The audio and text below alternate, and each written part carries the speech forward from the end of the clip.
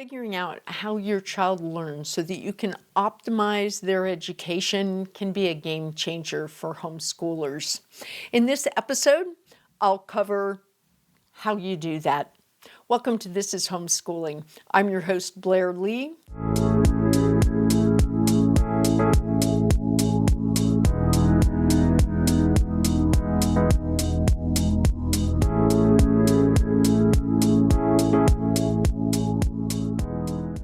This is part two of a two-part series. In the first part, we covered what to evaluate to determine how your child learns best. In this part, we'll cover how you evaluate. So if you haven't watched what to evaluate, you might want to go back and catch that episode. If you have any comments, please leave them. I promise I'll come over and answer them for you. And don't forget to like and subscribe. If this seems overwhelming, I think you'll be surprised how doable this actually is. For most, it just takes a few days to figure it out. I recommend journaling with your observations. This will save countless hours of worry and stress as you work to provide your child with a meaningful, learner-centered education. Before getting into the specifics of how your child learns, it's actually a really good idea that you kind of get a holistic overview. And you can do that by observing how your child learns, how they play, how they show someone else how to do something in different environments. So for example, solo learning versus a group setting, or during activities like reading, hands-on projects, or when they're at the park and they decide, especially if they decide they want to try something new, do they stand back and do they observe kids swinging before they get on the swing? Do they go right over to the swing and do they want to get in and be pushed? Do they want to push the swing? Do they want to see how it works? All of these actually give you information about how your child approaches something that's new to them. So there's a lot of resources where you can get the information about the typical developmental milestones of kids. My recommendation is that you just make sure that the person who wrote it did the research or has the credentials so that they know what they're talking about, because there's like a lot of pop information out there that doesn't really align well with what developmental psychologists or cognitive scientists say actually is how learning best happens.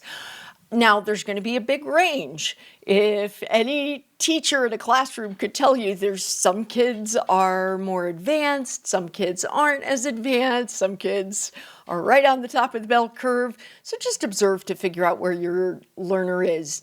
If you have any concerns, I recommend that you consult an expert who can help you, a developmental psychologist or a cognitive scientist who can help you figure out if it's just sort of normal development or if you have a reason to be concerned. Learning is optimum when you are teaching someone what I call a page width above where they were, so just incrementally above what they've already mastered. That makes it important that you can assess for prior knowledge.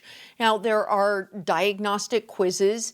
I wasn't a real person who used a lot of testing, but at 4th grade and again at 7th grade, we used map tests just because I was worried that I might have missed something. But it gave me a lot of really good information, actually, because I've learned that my child's reading level was really high and that the spelling that I was obsessing over was at grade level because weren't a really good speller. But turns out a lot of 4th graders aren't great spellers, is what I learned. And so it was really great information. It told me to quit obsessing about spelling and that I needed to be finding some reading materials that were age appropriate, but that continued to challenge my child. So I really encourage you. A map test or another diagnostic test can give you a lot of really great information, and it can tell you if there's any problem spots. Then the other thing that I would recommend if you've been homeschooling already is that you look at previous work and do a review of that. That will tell you, and what you're going to look for is any areas that they seem to struggle. That doesn't mean they didn't do a good job. That doesn't mean you didn't do a good job. It just means they haven't mastered the material. And so start right there. And then discussion. Now, discussion is kind of tricky because adults will introduce their own bias into discussion. And if you're going to assess prior knowledge or where a learner's at with learning, you really want to make sure that it's as unbiased as possible. And so you have to be careful when you interject or scaffold or what you do as a part of the discussion. You also have to make sure that the vocabulary that you're using, that the child understands it, because you can understand a concept without understanding all of the working vocabulary, kind of. If you don't totally agree with me, I'm thinking of situations where that's not totally true, like a concept that really is explaining a vocabulary word, but okay. But you get what I mean, hopefully. Discussion is useful, but be thoughtful about putting too much weight on that if the previous work and or diagnostic quiz doesn't support where you think a learner is at with discussion. Now, if you think your learner does understand more than is shown in a diagnostic quiz or a previous work review, that means that you might want to give some thought into how you're asking them, what is the modality you're asking them to do the work in? And we'll get to cognitive load in a minute, are they overloaded? When you're just asking, there's all these background tasks that are a part of it and it overloads them, so they're not really able to give a good showing of what they've actually mastered. A really important part of the success of your homeschooling, and certainly important for you to feel that homeschooling is successful, is for you to get a handle on where your child's at with working memory and their cognitive load. Now, I should remind you that cognitive load varies a lot by age and stage, and it varies for different subjects. Some kids can handle a larger cognitive load in math, for example, than another child. And the child that might have a smaller cognitive load with math might have a larger cognitive load with reading and that sort of thing.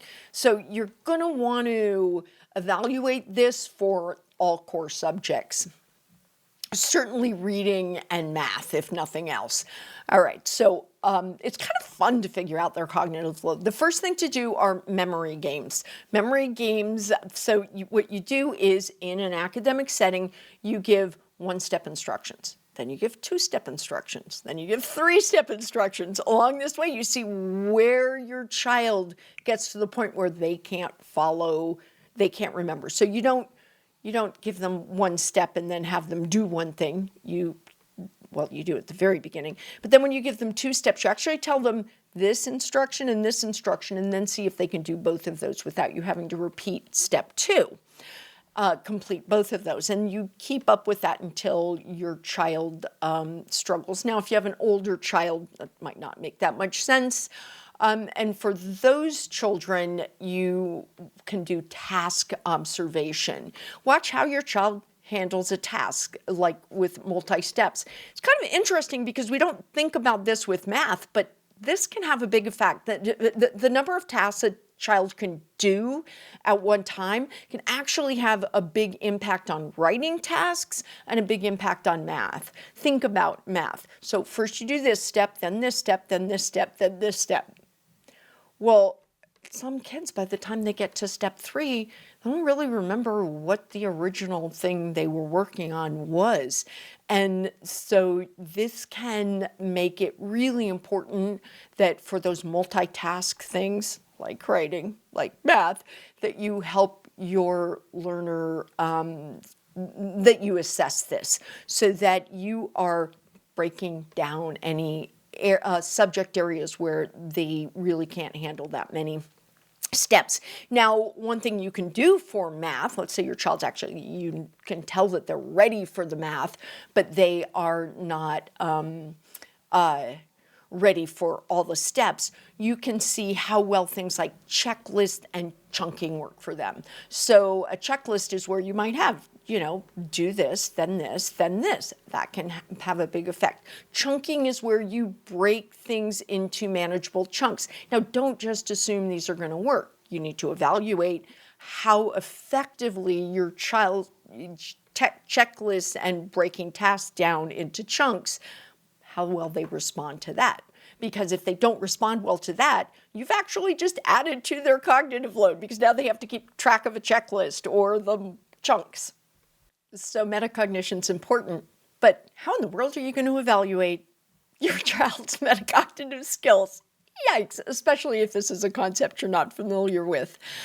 It turns out it's one of the easier things to evaluate. First thing you're going to do is ask your child about something that you know that they really know. See how well they're able to articulate that information. That gives you some understanding of their ability to articulate what has been retained. Then look for them to be able to do that around something that they just learned. Don't ask just after they've learned it. Also ask 24 hours later, 48 hours later, a week later, and look to see how well they can articulate that. Then you're going to look to see how well your child articulates the steps in a multi-step problem, the steps that they used, how good they are at understanding the steps they use with problem solving. And again, look for something that they're familiar with, so that, because what you're really trying to assess is the metacognitive skills, not the knowledge that you're asking them about. And then finally, look for your child's ability to bring together things that are cross-curricular. For example, in their writing, can they bring in things from science and history? How effectively do they do that? Figuring out the active learning and engagement part should be pretty fun. So one of the things you're going to do is observe your child's emotional responses to different tasks that they're working on. A lot of times kids will think something interests them and you'll go in wholeheartedly, and it turns out they're not as interested in it as they thought they would be. And so you have to pay attention to that. That's where learner feedback can really be of benefit. Find out what your child likes about something, if they don't like something, but help them with the self-reflection so that you can gather some insight that can not just be used in that context, but in other contexts. And then notice how your child performs during active or passive engagement. Sometimes there's might be too much activity, or sometimes even for something that kind of a subject that lends itself to being more passive, your child really needs an active component, and so you should introduce that because it helps with learning outcomes. All of these can be figured out through observation, and this is where you keeping a journal can really be of benefit. When it comes to academic subjects, there is a huge range in the motivation and emotions involved. You love some stuff and you don't love other stuff. So it's a really good idea to do an emotional check-in, sort of check the motivation and emotion around those subjects the kids love, and try to figure out what it is about those that they love, so that possibly you can find some elements that you can incorporate into the things they don't love as much, and try to figure out why they don't love some things. Is there any things you can do, reasonable things you can do to change that up so that they'll love it more? Now, if your child really isn't very motivated or excited about learning, look to see if something like cognitive load or an undiagnosed learning challenge is part of the problem. I recommend trying to evaluate how goal-oriented your child is, because for a goal-oriented child, you can build manageable goals. Now, emphasis on the word manageable there, manageable goals into learning tasks that are intrinsically lead to motivation. Goal-oriented people get motivation and a positive emotional response from achieving goals. When working to provide a learner-centered education, it's important to account for individual differences. A great way to figure out your child's individual differences around learning is to observe how your child teaches or the preferred method of sharing information.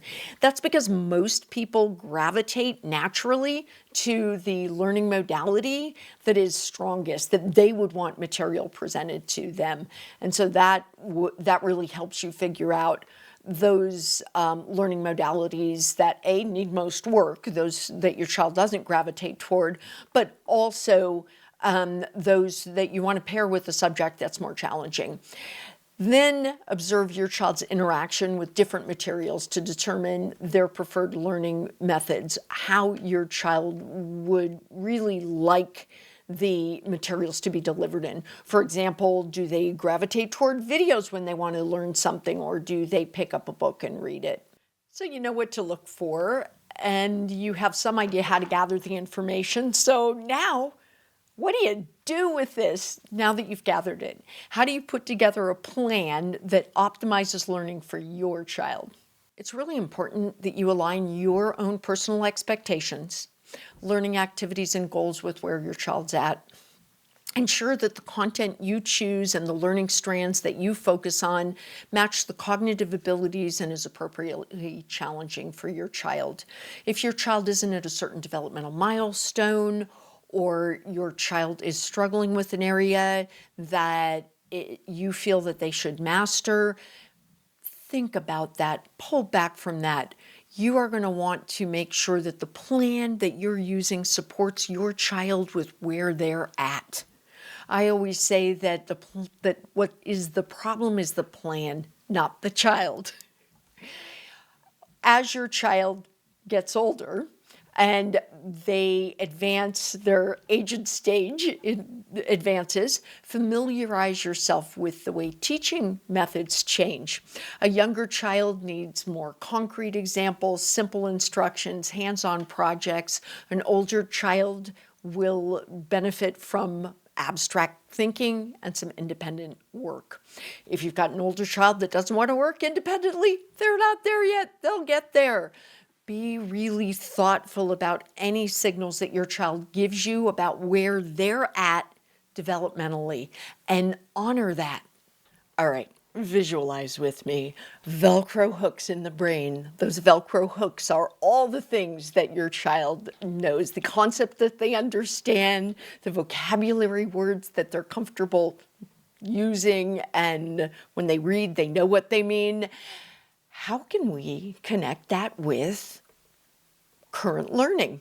Well, the first thing you're going to need to do is make those connections. You're going to need to look at what your child is learning and think about what they did learn in the past and what you feel they're comfortable with, and think about how you can make those connections. Some kids really do a good job with making these connections, but most kids need some scaffolding around this. So you're going to want to be thoughtful about how you can introduce prior learning in a way that prevents knowledge gaps, amplifies understanding, helping kids connect these concepts. In that way, you really broaden their understanding, not just of current learning, but also prior learning. So it's really worth the time that it takes to do this. And then scaffold. One of the things that you might find as you do this is that your learner didn't understand the prior learning as well as you thought they did. That can happen when you try to broaden the way they're applying the concepts or the vocabulary terms, and that requires some scaffolding for you to help them, and it's to see the connections, and it's really worth it. Again, think in terms of this broadening and strengthening those Velcro hooks. You know, sometimes some Velcro, it's almost impossible to get the pieces apart. Other Velcro, it's pretty easy. What you're working to do is make sure those are really strong Velcro and these concepts stay and they stick and they benefit your learner going forward. Once you know what cognitive overload looks like with your child, then you're able to identify how much information they can handle, which I definitely encourage you to do if cognitive overload is an issue. It's time to manage cognitive load. Now, what I was just talking about with connecting prior learning to current learning is an important strategy to use, because when your child knows something, it takes less brain power to use that information. And so as you begin to make connections, the cognitive load grows. It's one reason why more experienced learners and adults are able to handle more information, because they've mastered more information. Other strategies you can use: chunking. This is where you break things down into manageable parts. If you have a child, for example, who's really struggling with writing and you're working on multi-paragraph essays, why? One-paragraph essays or sentence-level work. That would be a way to break it down into manageable parts and then teach the specifics. Now, if you're working on a multi-paragraph essay, thinking about, how could I have a student working on a multi-sentence paragraph and be getting at the same information? Another strategy is to use a multimodal approach. The reason that this really is of such benefit is that you are not assuming that someone can access and process information using one or two modalities. You're really giving their brain the option of how they're going to learn something using the entire range: reading, writing, auditory, visual, and kinesthetic. And then there's pacing. Look, if the pacing isn't working for your learner, the problem isn't the learner. The problem isn't you. It's the pacing. So just slow it down. I always talk about arbitrary timelines, and that's what I'm talking about. So find a pacing that works for your learner. Have you ever asked your child what they learned today, only to be told they don't know or nothing? Well, that is actually not a bad thing to do if you want to encourage them to strengthen their metacognitive skills. Not accept nothing, scaffold them, pepper them with questions about very specific things. Sometimes it can be hard for kids, that sort of broad question, where if you ask them about specific things, they'll be able to tell you and to make connections. And hey, you know what? If they can't remember anything you're asking them about, now you know. That's a good diagnostic. Now you know where you want to start tomorrow, summarizing that information again and helping them in the context of a learning environment, help them begin to master that information and material. Discuss learning strategies with your child, like actually articulate how you go about doing something. This is why teaching the specifics of summarizing and outlining are good, because those require very specific strategies for doing, and you can, a lot of times within those lessons, you actually start to teach the tools of making connections across concepts. The Socratic method is another great way to teach metacognition. With the Socratic method, you ask questions to stimulate deeper thinking and reflection about what a learner knows, and this requires the ability to retrieve that information that has been stored in their long-term memory, hopefully. The Velcro hooks. Active learning doesn't just improve learning outcomes, it's also fun. Now, so strategies you can use to promote active learning, discussion is one of them. Now, I'm not talking about the sort of discussion where basically you do a lot of talking. I'm talking about a discussion between two people. Treat your child like a peer, even your very young child, and have like a real discussion. Get down on the floor so that you're at eye level for younger children. For older children, like really listen and be thoughtful about what they're saying. Help them make connections. If you do that, you're also working on metacognitive skills. Woohoo! 2 for 1. Hands-on and interactive learning is another great tool to promote active learning. Hands-on projects are anytime you've got both the hands and the brain engaged, you are really bringing the brain has to be really focused on what you're doing. Interactive, whenever I taught science online, we would go about 15 or 20 minutes with younger kids, and I'd say, okay, time to get up and move around. We would do things like prove that gravity was still working, or just different things that I had built into the classes. It's just fun, and it really brings a learner's attention back to the lesson at hand, especially if what you're asking them to do when they get up and move around relates to the topic. games, gamify things, especially for challenging concepts. So if you've got something that a learner finds particularly challenging, math, learning the bones in the body, whatever, go out and see if you can find games that can be, it's so much fun. Just think the whole family sits down to a game and wow, your child learns at the same time. It's kind of cool. Yeah, there's some really good games out there for learning. So those are all things that you can do to benefit active learning. Make learning fun. I know it sounds a little trite, but there's actually some really solid brain chemistry in support of that. When you're having fun, your brain releases more dopamine, serotonins, and endorphins. You can think of those as sort of the pleasure, reward, reduced stress hormones, which definitely makes learning more fun if you can channel that positive emotional state. It also leads to more effective and lasting learning. Those hormones must promote the growth of Velcro hooks. One thing that you can do is to incorporate interests. Align learning activities with things that your child's really interested in. Let's say you have a child who loves koalas. Bring koalas in every single place you can, even into math lessons where you might give them koala stickers and let them decorate their math book with koalas. Whatever it takes, just to have some positive associations.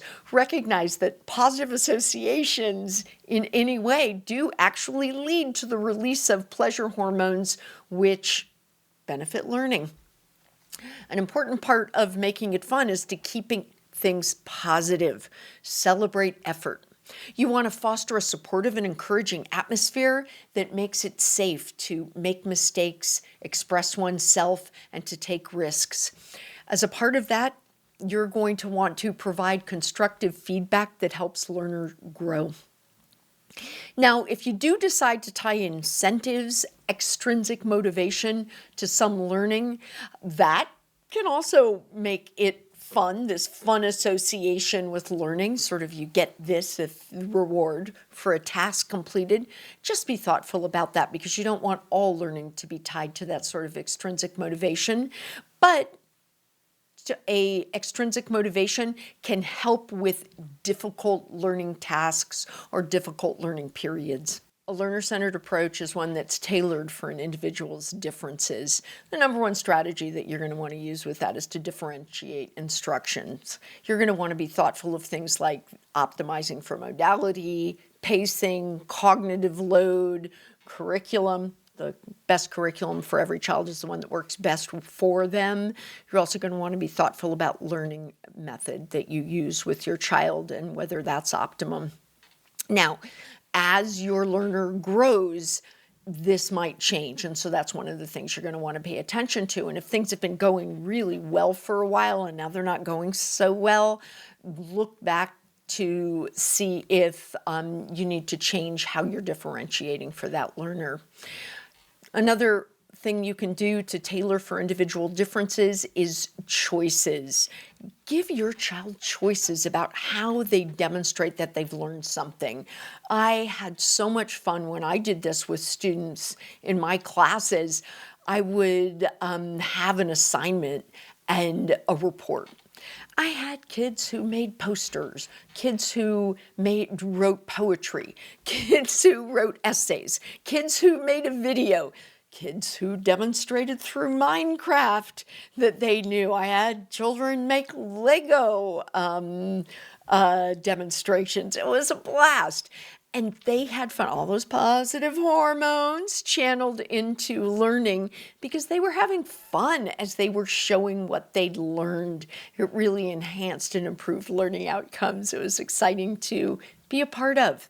Another way that you can give choices is give your kids choices with the books they read. Now, you might have a certain topic area that or something that you're trying to get at. Give them 3 books and let them choose the one that they want. And if you're wondering where you can get those information, go into the C group. Those posts get so many responses in our Facebook group. Another thing that you're going to want to do as you tailor for the individual is to balance strengths and challenges. Leverage your child's strengths to help them with areas that they find difficult. For example, If you have a child who's strong in storytelling, use that skill to help them understand and explain complex concepts. Conversely, provide extra support and alternative strategies in areas where they struggle. I have grandkids between the ages of just turned 1 and 13. We're a family that really likes to get together and hang out with each other, and so I'm around my grandkids a reasonable amount. I want you to just step back for a minute and think about how profound the intellectual growth, the brain development is between the ages of just turned 1 and 5 and 9 and 13, because I give some thought to that, the difference in cognitive load. And it's not just about learning, but it's also about the ability to learn and the ability to articulate what you've learned.